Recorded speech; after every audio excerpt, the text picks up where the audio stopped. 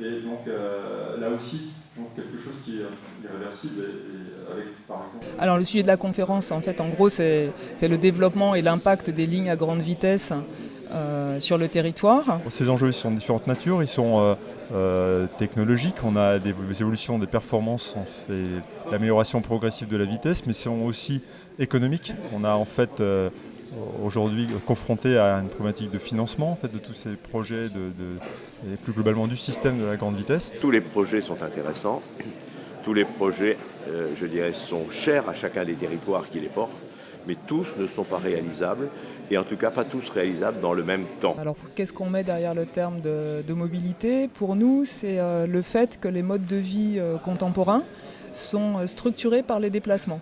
Et qu'en fait, ça change, c'est une différence par rapport à, je dirais, au mode de vie du passé, au mode de vie d'avant la Deuxième Guerre mondiale. Toute notre vie est structurée par des déplacements nombreux et réversibles. C'est-à-dire qu'on peut...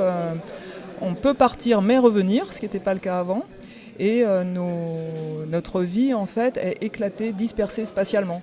On ne travaille pas au même endroit qu'est notre domicile, et comment on part en vacances, on a des activités de loisirs dans d'autres espaces. Et donc les déplacements, structures, font partie intégrante des modes de vie contemporains et sont très importants en fait. On l'a largement contribué, faire en sorte que le système à grande vitesse ne soit pas hors sol et déconnecté du reste du réseau. Et qu'en fait on inscrive bien ces projets ou ces grandes vitesses dans le cadre d'un réseau qui serve en fait les différents utilisateurs et pas que les trains à grande vitesse.